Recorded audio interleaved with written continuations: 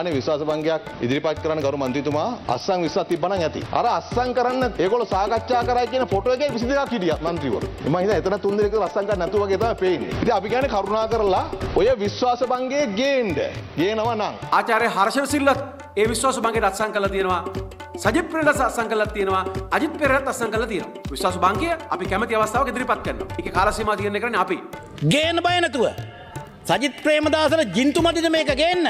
නෑ මනමාලියෝ සුවිසර්ලාන්තයට යවලා මේගොල්ලෝ කියනවා මගුල ගමු කියලා. ඉතින් මගුල ගන්න බෑ. මගුල ගන්න වෙන්නේ අන්තිමට මටයි නලින්දටයි තමයි. ඉතින් ඒක කරන්න බෑනේ. කදියෝජ කතානායකතුමනි. මොකද ඒ විෂය අපි නැති හින්දා සංවාදයක් කරන්න ලෑස්ති වෙනකොට වලං කඩේට පැනපු ගොනා වගේ ඇනගෙන යනවා. මේ වෙබ්සයිට් එකක් අපිට අදාළ නෑ. ඒක කවුරු හරි වැරදි විදිහට කරනම් පන්නලා දාන්න. ඊට එහා යන්න. මේවා කරන්න ඕන. මම මේක කියන්න යන්නේ නෑ. මොකද මේක අසභ්‍ය නිසා. මේ 51 වෙනි පිටුව බලන්න. මේ 52 වෙනි පිටුව බලන්න. එතකොට මේ හරිනිව තියාගන්න ඕන කියලා හර්ෂ කියනවා. හරිනිව තියාගන්න එපා කියලා සජිත් කියනවා. අජිත් මොකද්ද කියලා කියන්න දන්නේ නැහැ. එහෙම ભેදයක් ඇති කරන්න ලෑස්ති වෙන්න එපා. ලොකු මොලයක් සහිත මිනිස්සු නිර්මාණය වෙනකොට චූටි මොලයක් තියෙන විපක්ෂ නායකවරු බයයි. සාමාන්‍ය බයිසිකලේ යනකොට අපේ පාරවල් වල මේ බල්ලෝ එනවා පස්සේ. එළවගෙන හපන්න වගේ දුවගෙන එනවා බයිසිකලේ පදිනකන් එළවනවා. බයිසිකලේ නැවතුම මොකද්ද කරන්නේ? බල්ලත් බය වෙනවා උඩත් හිතා ගන්න බැහැ ඊළඟට කරන්නේ මොකද්ද කියලා ආපහු හැරිලා දුවනවා. ඒතොර ඒ වගේ වැඩක් මේ වෙලා තියෙන්නේ.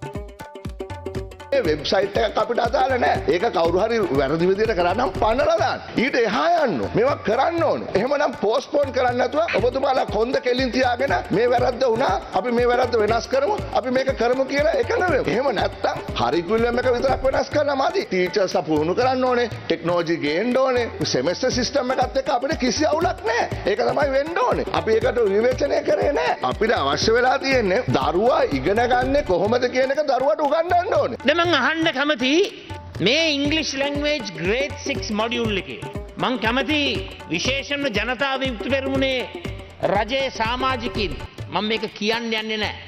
මොකද මේක අසභ්‍ය නිසා. මේ 51 වෙනි පිටුව බලන්න. මේ 52 වෙනි පිටුව බලන්න. අපි ප්‍රතිසංස්කරණ වලට විරුද්ධ වුණේ නැහැ. මේ අසභ්‍ය වෙබ් අඩවි ඇතුල් කරපු එකටයි අපි විරුද්ධ. එතකොට මේ හරිනිව තියාගන්න ඕන කියලා හර්ෂ කියනවා. හරිනිව තියාගන්න එපා කියලා සජිත් කියනවා.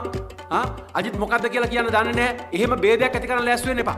ඒ දරුවා හැදෙනවට චූටි මොලයක් තියෙන විපක්ෂ නායකවරයා බයයි. ලොකු මොලයක් සහිත මිනිස්සු නිර්මාණය වෙනකොට චූටි මොලයක් තියෙන විපක්ෂ නායකවරයා බයයි. අපිට කිසිසේත්ම උවමනාවක් නැහැ. අග්‍රාමාත්‍යතුමියට බැනවදින්න අසභ්‍ය ලෙස.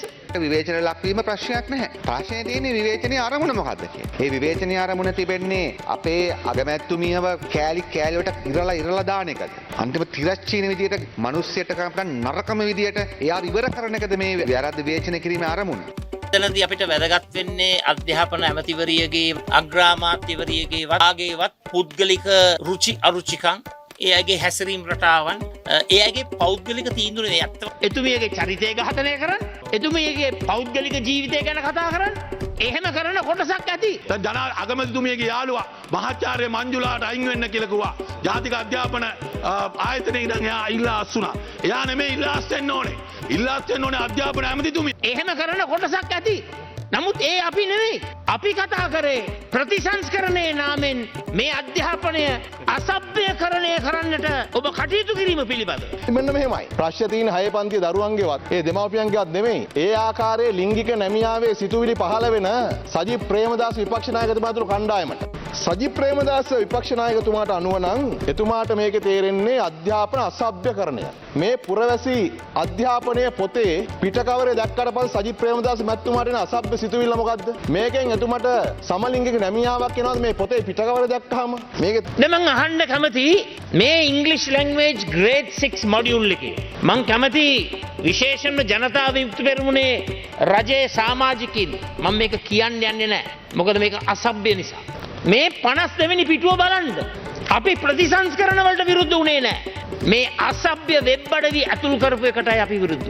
මං අහන්න කැමති ඔබතුමන්ලාගේ අධ්‍යාපන ප්‍රතිසංස්කරණ තුල කොතනද ආටිෆිෂල් ඉන්ටෙලිජන්ස් වලට ප්‍රමුඛත්වය දීලා තියෙන්නේ? Generative artificial intelligence, adaptive learning and personalized educational systems, augmented reality, virtual reality, extended reality. මේවා තියෙනවද අපේ අධ්‍යාපන ක්‍රමය තුල? ඇත්ත වශයෙන්ම නැහැ. දැන් විපක්ෂ නායකතුමා පොඩි ප්‍රශ්නයකුත් ඇහුවා. මේකේ කොහෙද තියෙන්නේ AI නෑ. ඒ වගේම තමයි data analysis නෑ. IT වලට සම්බන්ධ විෂය ධාරාවන් මේකේ නෑ කියලා. මම කියන්න කැමතියි මේකට නව විෂයන් විදියට හඳුන්වලා දීලා තියෙනවා. 6 වසරේ ඉඳලා ඉගෙන ගන්න කරු නියෝජ්‍ය කතානායකතුමනි හඳුන්වලා දීලා තියෙනවා තොරතුරු සහ sannivedana තාක්ෂණ වේදේ.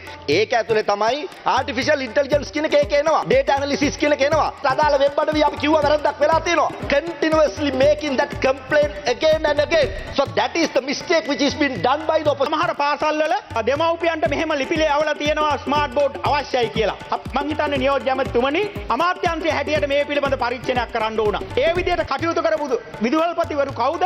කවුද ඔවුන්ට උපදෙස් දෙලා තියෙන්නේ අමාත්‍යාංශයේ චක්‍රලයකයක් හෝ උපදෙසක් නැතුව? කවුද එහෙම විදිහට වැඩ කරලා තියෙන වගකීම් විරහිත විදුහල්පතිවරුන් කවුද කියන එක හොයලා බලලා ඔවුන්ට විරුද්ධව නිසි පියවර ගත යුතුයි කියන එකත් මේ වෙලාවේ මම යෝජනා කරනවා. පෙන්නලා දෙන්නම් විපක්ෂ නායකතුමාට අසභ්‍යකරණය කවද්ද කොතනද පටන් ගත්තේ කියලා. 2015 මා සතුව තිබෙන information and communication technology 11 ශ්‍රේණියේ ICT ටෙක්ස්ට්බුක් එක මේකේ 77 වෙනි පිටුවේ ගරු සභාපතිතුමියනි ඒකේ දාලා තිබෙනවා විවිධ ලින්ක්ස් ගණනාවක්. ඒකේ එක තැනක තියෙනවා බඩි ඕගොල්ලෝ අසභ්‍යකරණය කියලා හඳුන්වලා දීපු බඩි කාගේ කාලෙද? මෛත්‍රී රනිල් සජිත්ගේ ආණ්ඩුව කාලේ. මේක අදත් පාවිච්චි කරන්න මේ පොත දැකලා නැහැ. වෘත්ති සමිති නායකයෙක් ඉන්නවා ස්වාමින් වහන්සේ නමක්. උන්වහන්සේ මේක දැකලත් නැහැ 15 ගහ. මගේ සර්ුත් මෙතන ඉන්නවා. යාගේ කතාවත් මං අහගෙන හිටියා. ඔව්. ඔබතුමා කියපු කතාව වලටත් කරුණු ටිකක් තියෙනවා කියන්න. හේතුව ඔබතුමා ස්ටාෆ් එකේ නොහිටියා නම් අද ජනාධිපති ධූරයට යන්නෙත් නැහැ. ඔබේ උදව් ටික අපි දන්නවා ඒකත්. ඒකත් හොඳට මතක තියාගන්න සර්. මම සර්ගෙන් උදව් ඉල්ලුවේ නැහැ. නමුත් ඔබේ උදව් බොහොමයක් ජනාධිපතිතුමාට අධ්‍යාපන කාල සීමාවේදී සහායක් ලෙස ලැබුණා. නමක් කිව්වේ නැහැ ඉතින් සර්ින්ද දෙන්න. මුලාසනාරූඪ මන්ත්‍රීතුමා ඉතිහාසය අහලා තිනවා ගුත්තිල මූසිල කතාව. පොඩි කාලේ අපිට උගන්වපු කතාව. ගුරුවරයාට අභියෝග කරපු මූසිල අහපු කතාව. අද ඒ වගේ මූසිලයෙක් මේ පාර්ලිමේන්තුවේ දකින්න ලැබීම අපි අභාග්‍යයක් කොට සලකන ගුරුවරුන්ට එම චැලෙන්ජ් කරන මිනිසු දැකීම. ඒකෙනුත් පෙන්නුම් කරන්න වෙන මොකක්වත් නෙමෙයි මේ වගේ අධ්‍යාපන ප්‍රතිසංස්කරණ වහ අවශ්‍යයි කියන කාරණාව. මේ අධ්‍යාපන ප්‍රතිසංස්කරණ මේ දරුවෝ වෙනුවෙන් කරපු ඉතාම හොඳ වැඩක්. නතර කරන්නට සාහසික යොදාගත්ත දේවල් මොනවද? මෙන්න මේ දේවල්. ඉතින් මේකටම හරියන විමල් විරන්සත් එකතු වෙනවා. මේකට හරියන තව එක වෘත්ති සම්ප්‍රදායක එකතු වෙනවා. මෙන්න මේ 4-5 දෙනාගේ කල්ලිය විසින් 6 ශ්‍රේණියේ දරුවන්ට විවර වෙන්නට තිබුණු ලෝකයක් අකුල් හෙල බාධා කරා. 6 පන්තියේ දරුවෙක් හරි කමක් නැහැ. Tamanට බලය ලබා ගන්න පාර කපා ගන්න පුළුවන් නම්. ඒකට තමයි මේ දරුවෝ ටික යොදා ගන්න හැදුවේ. ඒ වෙනුවෙන් ජනතාව කුපිත කරවන්න තමයි සජිත් ප්‍රේමදාස, දිලිත් ජයවීර, විමල් ඊරවංශ, නාමල් රාජපක්ෂ සහ එක උත්සව නායකයෙක්. මෙන්න මේ කණ්ඩායම අද 6 පන්තියේ 6 ශ්‍රේණියේ දරුවන්ට විවර වෙන්න මේ තිබුණු මේ දොරටු ඇහුවේ. අපි කවුරුවත් අධ්‍යාපන ප්‍රතිසංස්කරණ වලට විරුද්ධ නැහැ. ඒ හින්දා විපක්ෂයට චෝදනා කරන එක ආණ්ඩුවේ පැත්තේ ඉඳන් කිසි තේරුමක් නැති දෙයක්. හොඳ සබුද්ධික සංවාදයක් කරන්න ලෑස්ති වෙනකොට වලං කඩේට පැනපු ගොනා වගේ ඇනගෙන යනවා. ටයි දාපුවාම කෝඩ් දාපුවාම ඉංග්‍රීසියෙන් කතා කරපුවාම ඒවා ඇත්ත නෙවෙයි. මුලින්ම ආරම්භ කරනවා අපි මේවට විරුද්ධ නැහැ කියලා මේ විපක්ෂ කණ්ඩායම. ඒ වාක්‍ය විතරයි අපිට ගන්න තියෙන්නේ මුළු කතාවෙම. මේක කරන්න එපා කියලා 6 වෙනි ශ්‍රේණියේ නැවතුවේ ජනවාරි 13 වෙනිදා ජනාධිපතිතුමා ගුරු වෘත්තීය සමිතියත් එක්ක සම්මුණ සාකච්ඡාවෙන් පස්සේ එතුමා ප්‍රකාශ කළා 5 වෙනි ශ්‍රේණිය විතරක් යනවා. 6 වෙනි ශ්‍රේණියේ මොඩියුලය සකස් කිරීමේදී ඇති වෙලා ගැටලු තියෙනවා. ඊළඟට ගුරු පුහුණු කිරීමේ ප්‍රමාදය තියෙනවා. ඊළඟට තාක්ෂණ ගැටලු තියෙනවා කියලා ජනාධිපතිතුමා 2024 කල් දැම්මා. දැන් කල් දැම්මේ අපිද? දැන් තමුන්නාන්සලා විපක්ෂය කියනකොට එන ජනාධිපතිතුමාත් ඉන්නේ විපක්ෂේ. එක්කෝ ඕගොල්ලෝ කියන ජනාධිපතිතුමාට කෙලින් චෝදනා කරන්න බැරි ඉඳ අපිට චෝදනා කරනවා. දැන් බොරුවට කට්ටිය යවලා උද්ඝෝෂණය කරනවා. ඔය පළවත්තෙන් සංවිධානය කරන කට්ටිය යවන්න ජනාධිපතිතුමාගේ ලේකම් කාර්යාලය ඉස්සරහට. මොකද ජනාධිපතිතුමානේ මේ කල් දැම්මේ. අපි කවුරුවත් කල් දැම්මේ නෑනේ. විපක්ෂ නායකතුමා නෙමෙයිනේ කල් දැම්මේ. ජනාධිපතිතුමා දැන් පළවත්තට එන්නේ නෑ. දැන් අවේකනේ අධ්‍යාපන ප්‍රතිසංස්කරණයට එරෙහිව මේ අය සකස් කරපු විශ්වාස භංගය. ඒ විශ්වාස භංගයට විපක්ෂ සමහර මන්ත්‍රීව අත්සන් කරේ නෑ. දෙමළ ජාතික සන්ධානය අත්සන් කරේ නෑ. සාමාන්‍ය විශ්වාස භංගයක් ඉදිරිපත් කරන ගරු මන්ත්‍රීතුමා අත්සන් විශ්වාස තිබ්බනම් ඇති. අර අත්සන් කරන්න ඒගොල්ලෝ සාකච්ඡා කරයි කියන ෆොටෝ එකේ 22ක් හිටියා මන්ත්‍රීවරු. මම හිතන එතන 3 දෙනෙක් අත්සන් කරන්න නැතුව වගේ තමයි පේන්නේ. ඉතින් අපි කියන්නේ කරුණා කරලා ඔය විශ්වාස භංගයේ ගේනවා නම් දැන් ජනාධිපතිතුමා ඉන්නේ අර වෙන සෙට් එකක් එක්කනේ. ඒ හින්දා දැන් මේ පල්ලෙහා ඉන්න උන් අහනවා සහෝදරයා මොකද වෙන්නේ? අපි දැන් ඉන්නේ මේ IMF එකත් එක්ක යනවා, ලෝක බැංකුවත් එක්ක යනවා, ජුලි චෑන් එක්ක ඉන්නවා. දැන් අපිට ලෙනින් නෑ, මාක්ස් නෑ, එංගල්ස් නෑ කියලා දැන් ලාල්කාන්ත ඇමතිතුමා එක පාටම කියනවා ලෙනින් කියවමු කියලා ආයි පටන් ගන්නවා. මේ බොරුව කරන්න එපා. අන්නේ විශ්වාස භංගයට අස්සන් නොකරපු මන්ත්‍රීවරුන්ට පහර දෙන්නට විපක්ෂ මන්ත්‍රීවරු කටයුතු කරනවා. අපි දකින්නේ ගරු ශ්‍රීධරන් මන්ත්‍රීතුමාට දාසේ ජයසේකර මන්ත්‍රීතුමා එල්ල කරන ප්‍රහාරයේ ව්‍යවස්ථාදායක සභාව සම්බන්ධ කරගෙන ඒක ගත්තොත් එහෙම මේ විශ්වාස භංගයට අස්සන් නොකිරීමේ ප්‍රතිඵලයක් වෙන්න පුළුවන්. ඇවිල්ලා නලින්ද ජයදීස නැගිටලා කිව්වා අධ්‍යාපන ඇමති සම්බන්ධ විභාගේ අපි විවාද කරමු කියලා. විවාදේ පටන් ගන්න චූදිතය නැහැ. මනමාලියෝ සුවිසර්ලන්තයට යවලා මේගොල්ලෝ කියනවා මගුල ගමු කියලා. ඉතින් මගුල ගන්න බෑ. මගුල ගන්න වෙන්නේ අන්තිමට මටයි නලින්දටයි තමයි. ඉතින් ඒක කරන්න බෑනේ. කතියෝජ කතානායකතුමනි. මොකද ඒ විෂය අපි නැති හින්දා සුවිසර්ලන්තයට යවලා මේගොල්ලෝ කියනවා මගුල ගමු කියලා. ඒ හින්දා දැන් අගමැතිතුමිය ඉන්න ඕනේ විවාදේ ගන්න. දැන් මේගොල්ලෝ බලන්නේ අගමැතිතුමිය නැති වෙලා විවාදය අරගෙන අගමැතිතුමියට උත්තර දෙන්න තියෙන වෙලාව නැති කරලා අගමැතිතුමිය එමින් ෂොට් එක දෙන්න හදන්නේ. අගමැතිතුමිය ආර්ථික සමුළුවකට ගියේ එතුමිය නොයා ඉන්නද කියලා ඇහුවා. නමුත් ජනාධිපතිතුමා සහ කැබිනට් මණ්ඩලයෙන් කිව්වා නෑ යන්න ඕන එකට කියලා. හැබැයි විශ්වාස භංගය ගෙනාවොත් එතුමිය එක කලින් නවත්තලා එනවා. දැන් විශ්වාස භංගයට දින දෙන්න හදන ආණ්ඩුවෙන් මෙයාලා එපා කියනවා. හරිනි මැතිනියට අධ්‍යාපන ඇමතිකම දරන්න ශක්තියක් නැති බව පෙන්නුම් කරලා තියෙනවා. ආචාර්ය හර්ෂණ සිල්ලත් ඒ විශ්වාස භංගයට අත්සන් කරලා තියෙනවා. සජිත් ප්‍රේමදාස අත්සන් කරලා තියෙනවා. අජිත් පෙරේරාත් අත්සන් කරලා තියෙනවා. විශ්වාස භංගය අපි කැමති අවස්ථාවක ඉදිරිපත් කරනවා. ඒකේ කාල සීමා තීරණය කරන්නේ අපි. පොඩියට ගිනිකූඩු පත්තු වෙනකොට තමයි සජිත් ප්‍රේමදාසලා විශ්වාස භංගයේ යෝජනාව නැමැති ඒ මහා බවුසර වලින් ගිනි තියන්න පෙට්‍රල් වක් කරන්න හැදුවේ. හැබැයි අලවක් කරන්න හදනකොට සමාජයේ ප්‍රතිචාරය ටිකෙන් ටික යාට දැනෙන්න පටන් ගත්තා. ඊට පස්සේ තමයි පල්ලම් බැස්සේ. අර රිවර්ස් කරන කතාවක් කිව්වා. එක්තරා මන්ත්‍රීවරයෙක් රිවර්ස් කරන්න. ඇයි රිවර්ස් කරන්නේ? ගේන්න බය නැතුව. සජිත් ප්‍රේමදාසට ජින්තුමදිද මේක ගේන්න? අගමැතිතුමිය අධ්‍යාපන ඇමතිතුමිය විදිහට අති විශාල වගකීමක් මේ අධ්‍යාපන ප්‍රතිසංස්කරණ ගේන්න මහන්සි වුණා. නව සමාජයක් හැදෙනවට ඇත්තටම අකමැති පිරිසකුත් ඉන්නවා. Tamanට කවදාවත් මෙහෙම ගියොත් බලයට එන්න බෑ. දරුවෝ ඉගෙන ගන්නවයි කියලා දැනෙද්දී හද කම්පා වෙන පිරිසකුත් ඉන්නවා. ඒ පිරිස තමා අර බොරුවේ බෙහෙත් බීලා ඉන්න පිරිස. ඒ හද කම්පා වෙන පිරිස මොකද කරේ? අර බොරුවේ වංගෙඩියට දාලා කෙටුවේ මොනවාද? දරුවන්ගේ අධ්‍යාපනය දැම්ම විනාශ කර බොරුව වැපුරුව යම් මොඩියුලයක ප්‍රශ්නයක් තිබ්බනම් ඒව ප්‍රශ්න කතා කරන විදිහ දන්නේ නැද්ද?